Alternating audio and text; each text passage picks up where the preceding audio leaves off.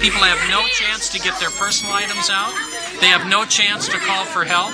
And this is far away from most media outlets.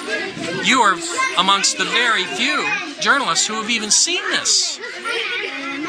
European or American journalists who have even been here because people are afraid to come or it's too hard to come.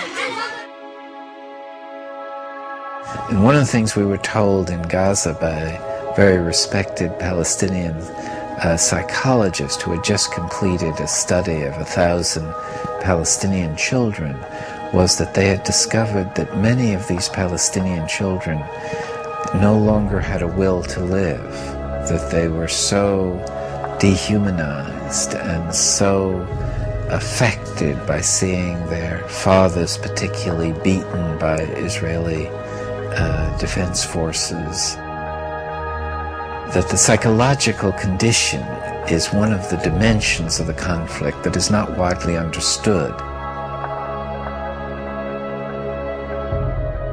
Palestinians called for an international observer force that would stop the violence, but this action was blocked by Israel. Finally, a group of Palestinian and Israeli human rights activists together created the International Solidarity Movement, which has brought people from around the world of all ages and backgrounds to provide a nonviolent international presence to try to fill this need. Rachel Corrie, a 23-year-old American student, went to Gaza to join in these efforts, sending back emails to her parents. I have been in Palestine for 2 weeks and 1 hour now, and I still have very few words to describe what I see. It is most difficult for me to think about what's going on here when I sit down to write back to the United States. Something about the virtual portal into luxury. I don't know if many of the children here have ever existed without tank shell holes in their walls, and the towers of an occupying army surveying them constantly from the near horizons. I think, although I'm not entirely sure, that even the smallest of these children understand that life is not like this everywhere. It was Sunday afternoon in Charlotte, about noon actually, and I received a phone call, and my son-in-law, Kelly, was on the phone, and he asked if Craig was there. And something about the way he asked made me realize, I felt right away that something was wrong. And then I asked, why, Kelly? And he hesitated for a minute, and he said, we've had some very sad news. And then my daughter, Sarah, I could hear her in the background, and she got on the telephone, and she said, Mom, it's Rachel. And I think the first words out of my mouth then were, is she dead?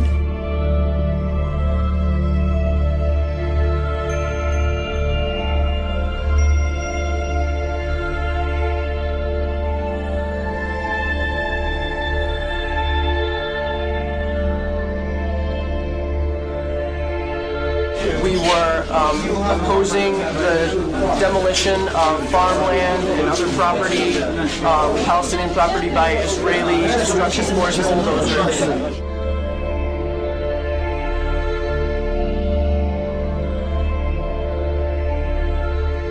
And the bulldozer drove up, and it kept going, and she tried to move back, but she couldn't move back, and she got caught underneath. She got caught underneath the bulldozer.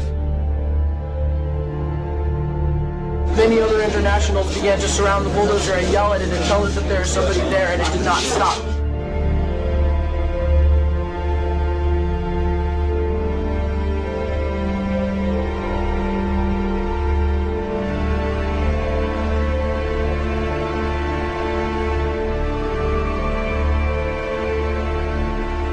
Where Rachel was killed, she was protecting a doctor's home.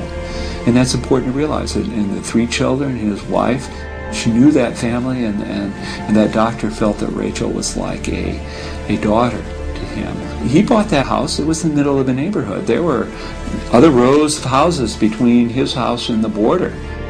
Those other homes, those other streets were all destroyed, and now it was his turn.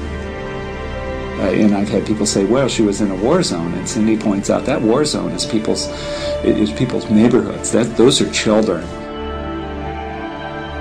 I'm here for other children.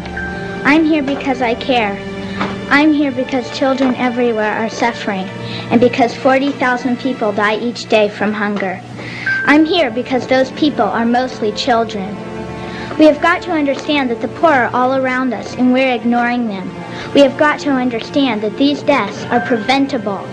We have got to understand that people in third world countries think and care and smile and cry just like us. We have got to understand that they are us. We are them. My dream is to stop hunger by the year 2000. My dream is to give the poor a chance. My dream is to save the 40,000 people who die each day. My dream can and will come true if we all look into the future and see the light that shines there.